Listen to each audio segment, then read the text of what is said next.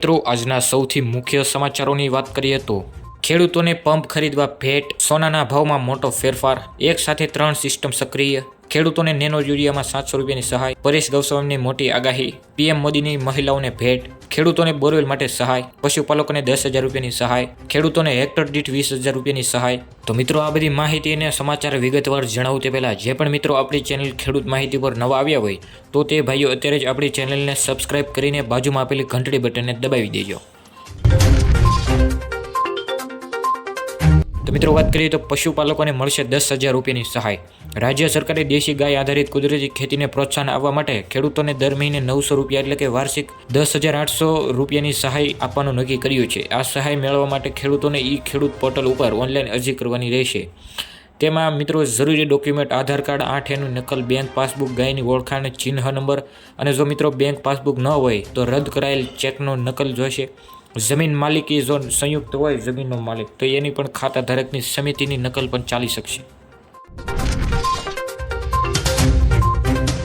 તે સાથે જ મિત્રો વાત કરીએ તો પરેશ ગોસ્વામીની મોટી આગાહી। હવામાન નિષ્ણાત પરેશ ગોસ્વામીએ કરી છે। તેમણે આગાહી કરતાં કહ્યું છે કે બંગાળની ખાડીમાંથી ઉદ્ભવેલું લો પ્રેશર મધ્યપ્રદેશ પર છે। 25 ઓગસ્ટે લો પ્રેશર સિસ્ટમ મધ્યપ્રદેશ ગુજરાતમાં પહોંચશે। 29 ઓગસ્ટ સુધી રાજ્યના તમામ જિલ્લામાં વરસાદ થશે। રાજ્યના કેટલાક જિલ્લાઓમાં અતિવૃષ્ટિ જેવી સ્થિતિ બનશે। 25, 26 અને 27 ઓગસ્ટે રાજ્યના તમામ જિલ્લામાં વરસાદ પડશે તેવી પરેશ ગોસ્વામીની આગાહી કરી છે। તે સાથે જ મિત્રો ખેડૂતોને નેનો યુરિયામાં 700 રૂપિયાની સહાય। કૃષિ મંત્રીએ ઉમેર્યું હતું કે ખેડૂતોને દાણાદાર યુરિયાના સ્થાને નેનો યુરિયાનો ઉપયોગ કરવા પ્રોત્સાહન થાય તે માટે મુખ્યમંત્રી શ્રી ભૂપેન્દ્ર પટેલના નેતૃત્વ હેઠળની ગુજરાત સરકારે આ વર્ષ નવી પ્રોત્સાહન યોજના અમલમાં મૂકી છે।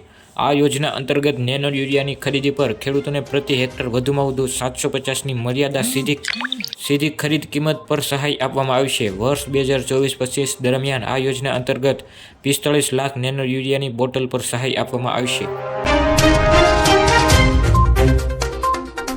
તેની સાથે જ મિત્રો ખેડૂતોને બોરવેલ માટે પણ મળશે હવે સહાય। ભૂગર્ભ જળ વધુ ઊંચું લાવવાના સરકારનો મહત્વનો નિર્ણય છે। સરકાર તરફથી ભૂગર્ભ જળ વધુ ઊંચું લાવવાના હેતુથી રાજ્યમાં બંધ બિન ઉપયોગી અંદાજે 10,000 ખાનગી ટ્યુબવેલ વરસાદી પાણીથી રિચાર્જ કરવા ₹150 કરોડની મહત્વ ભૂગર્ભ જળ રિચાર્જ યોજના શરૂને મંજૂરી આપવામાં આવી છે। રાજ્યભરમાં દર વર્ષે સુજલામ સુફલામ જળ અભિયાન થકી ભૂગર્ભ જળ સ્થળ ઊંચું લાવવાનો પ્રયાસ થાય છે।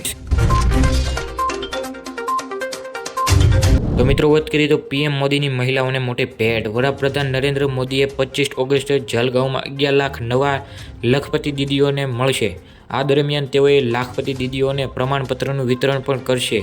પીએમ મોદીએ આ કાર્યક્રમ ₹5,000 કરોડની બેંક લોન પણ બહાર પાડવામાં આવશે, જેનાથી આશરે 25.8 લાખ સભ્યો ધરાવતા 2.35 લાખ અને 400 સ્વસહાય જૂથોને HSGSને લાભ મળશે। મિત્રો આ હતા આજના મુખ્ય સમાચાર। જો તમને વિડીયો પસંદ આવ્યો હોય અને આવા જ ખેડૂતને લગતા તમામ જાતના માહિતીના સમાચાર સૌથી પહેલાં જોવા માંગતા હોય તો મિત્રો અત્યારે જ આપણી ચેનલને સબસ્ક્રાઇબ કરી નાખો અને તમારા મિત્રોને વધુમાં વધુ શેર કરી દેજો।